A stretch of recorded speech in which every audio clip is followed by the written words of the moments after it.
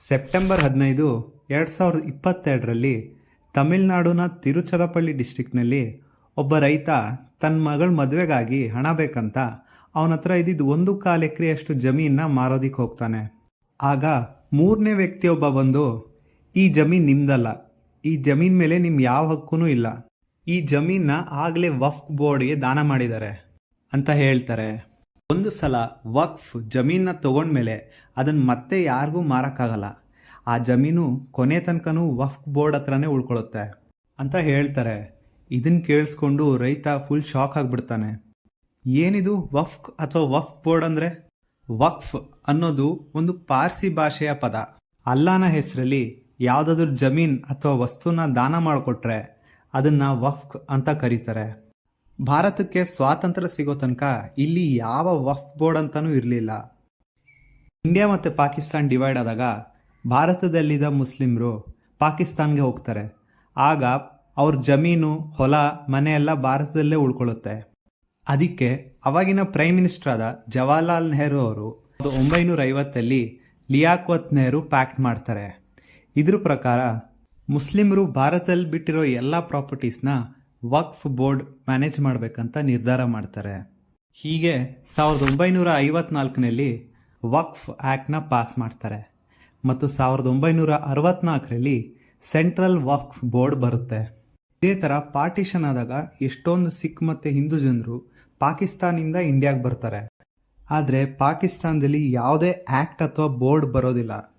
ಅದ್ರ ಬದಲು ಪಾಕಿಸ್ತಾನದ ಜನರು ಮತ್ತು ಪಾಕಿಸ್ತಾನ ಸರ್ಕಾರ ಆ ಜಮೀನನ್ನು ತಮ್ಮದಾಗಿ ತಗೋಬಿಡುತ್ತೆ. ವಕ್ಫ್ನ ಜಮೀನಲ್ಲಿ ಬರೀ ಮಸ್ಜಿದ್, ಮದರ್ಸಾ ಅಥವಾ ಸ್ಕೂಲ್ಗಳನ್ನ ಕಟ್ಬೋದು. ವಕ್ಫ್ ಬೋರ್ಡ್ ಸಂಬಂಧಿತ ಯಾವುದೇ ಥರ ಸಮಸ್ಯೆ ಆದರೂ ಕಾನೂನು ಹೋರಾಟ ಮಾಡಬೇಕಂದ್ರೆ ಬರೀ ವಕ್ಫ್ ಟ್ರಿಬ್ಯುನಲ್ಗೆ ಮಾತ್ರ ಹೋಗ್ಬೋದು. ವಕ್ಫ್ ಟ್ರಿಬ್ಯುನಲ್ ತಗೊಳ್ಳೋ ನಿರ್ಧಾರನ ಯಾವುದೇ ಹೈಕೋರ್ಟ್ ಅಥವಾ ಸುಪ್ರೀಂ ಕೋರ್ಟು ಪ್ರಶ್ನೆ ಮಾಡೋ ಹಾಗಿಲ್ಲ. ವಕ್ಫ್ ಟ್ರಿಬ್ಯುನಲ್ನ ನಿರ್ಧಾರ ಅಂತಿಮ ನಿರ್ಧಾರವಾಗಿರುತ್ತೆ. ಇನ್ನು ಬರೀ ತಮಿಳುನಾಡಿನಲ್ಲಿ ಅಷ್ಟೇ ಅಲ್ಲ, ಮಹಾರಾಷ್ಟ್ರ, ಉತ್ತರ ಪ್ರದೇಶ್, ಡೆಲ್ಲಿ ಹಾಗೂ ಕರ್ನಾಟಕದಲ್ಲೂ ಕೂಡ ರೈತರ ಮನೆ, ಹೊಲ ಅಥವಾ ಇಡೀ ಊರನ್ನೇ ವಕ್ಫ್ ಬೋರ್ಡ್ ಒಳಗಡೆ ಬರುತ್ತೆ ಅಂತ ಹೇಳಿ ಜನರಿಗೆ ನೋಟಿಸ್ ಕಳಿಸಿ ಅವ್ರ ಮನೆ ಖಾಲಿ ಮಾಡಿ ಹೋಗೋದಕ್ಕೆ ಹೇಳ್ತಿದ್ದಾರೆ. ಇನ್ನು ಆಶ್ಚರ್ಯ ಪಡೋ ವಿಷಯ ಏನಂದರೆ, ತಮಿಳುನಾಡಲ್ಲಿರೋ 1500 ವರ್ಷ ಹಳೆಯದ ಸುಂದರೇಶ್ವರ ದೇವಸ್ಥಾನ ಇದು ಕೂಡ ವಕ್ಫ್ ಬೋರ್ಡ್ ಒಳಗಡೆ ಬರುತ್ತಂತೆ. ಆದರೆ ಈ ದೇವಸ್ಥಾನನ ಕಟ್ಟುವಾಗ ಇನ್ನು ಇಸ್ಲಾಂ ಧರ್ಮನೇ ಬಂದಿರಲಿಲ್ಲ. ಇನ್ನು ಭಾರತದಲ್ಲಿ ರೈಲ್ವೇಸ್ ಮತ್ತು ಡಿಫೆನ್ಸ್ನ ಬಿಟ್ಟರೆ ಅತಿ ಹೆಚ್ಚು ಜಾಗ ಇರೋದು ವಕ್ಫ್ ಬೋರ್ಡ್ ಹತ್ರ. ಹೌದು, ವಕ್ಫ್ ಬೋರ್ಡ್ ಹತ್ರ 9.4 ಲಕ್ಷ ಎಕರೆಯಷ್ಟು ಜಾಗ ಇದೆ ಮತ್ತು ಈ ಜಮೀನಲ್ಲಿ ಸುಮಾರು 8.7 ಲಕ್ಷ ವಕ್ಫ್ ಪ್ರಾಪರ್ಟೀಸ್ ಇದೆ. ಇನ್ನು ವಕ್ಫ್ ಬೋರ್ಡಲ್ಲಿ ಕೆಲಸ ಮಾಡೋ ಎಲ್ಲ ಅಧಿಕಾರಿಗಳು ಕಡ್ಡಾಯವಾಗಿ ಮುಸ್ಲಿಮರಾಗಿರಬೇಕು. ಹಾಗೆ ಸರ್ಕಾರ ಈ ಎಲ್ಲ ಅಧಿಕಾರಿಗಳಿಗೂ ಸಂಬಳ ಕೊಡುತ್ತೆ. ಸರ್ಕಾರ ದೇವಸ್ಥಾನಗಳಿಂದ ಟ್ಯಾಕ್ಸ್ ಕಲೆಕ್ಟ್ ಮಾಡುತ್ತೆ, ಆದರೆ ಮಸ್ಜಿದಿಂದ ಟ್ಯಾಕ್ಸ್ ಕಲೆಕ್ಟೇ ಮಾಡಲ್ಲ ಅಂತ ಕೂಡ ಹೇಳ್ತಾರೆ. ಇನ್ನು ಇವ್ರನ್ನ ರಿಲಿಜಿಯಸ್ ಮೈನಾರಿಟೀಸ್ ಅಂತ ಹೇಳೋದಾದರೆ ಸಿಖ್, ಜೈನ್ ಮತ್ತು ಬುದ್ಧಿಸ್ಟು ಇವ್ರಿಗಿಂತ ಕಡಿಮೆ ಪ್ರಮಾಣದಲ್ಲಿದ್ದಾರೆ.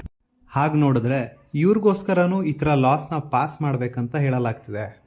ಇನ್ನು ಈ ಥರ ಎಲ್ಲ ಆಗೋದಕ್ಕೆ ಏನು ಕಾರಣ ಅಂದರೆ, ಪ್ರಾರಂಭದಿಂದಾನೇ ವಕ್ಫ್ ಆ್ಯಕ್ಟ್ ಮತ್ತು ವಕ್ಫ್ ಆ್ಯಕ್ಟ್ ಅಮೆಂಡ್ಮೆಂಟ್ಸ್ ಈ ವಕ್ಫ್ ಬೋರ್ಡ್ಗೆ ತುಂಬ ಅಧಿಕಾರ ಕೊಟ್ಬಿಟ್ಟಿದೆ. ಅದು ಎಷ್ಟರ ಮಟ್ಟಿಗೆ ಅಂದರೆ, ಈಗ ದೊಡ್ಡ ದೊಡ್ಡ ಪೊಲಿಟಿಷಿಯನ್ಸು ಅದನ್ನು ದುರ್ಬಳಕೆ ಮಾಡ್ಕೋತಿದ್ದಾರೆ. ಇನ್ನು ವಕ್ಫ್ ಬೋರ್ಡ್ನ ಈ ಅಧಿಕಾರ ಕಡಿಮೆ ಮಾಡೋದಕ್ಕೆ ವಕ್ಫ್ ಆ್ಯಕ್ಟ್ ಅಮೆಂಡ್ಮೆಂಟ್ ಬಿಲ್ 2024 ಬರೋ ಸಾಧ್ಯತೆ ಇದೆ. ಇನ್ನು ಪಾರ್ಲಿಮೆಂಟ್ನಲ್ಲಿ ಈ ವಿಷಯದ ಬಗ್ಗೆ ಆಗಲೇ ಚರ್ಚೆ ಕೂಡ ನಡೆದಿದೆ.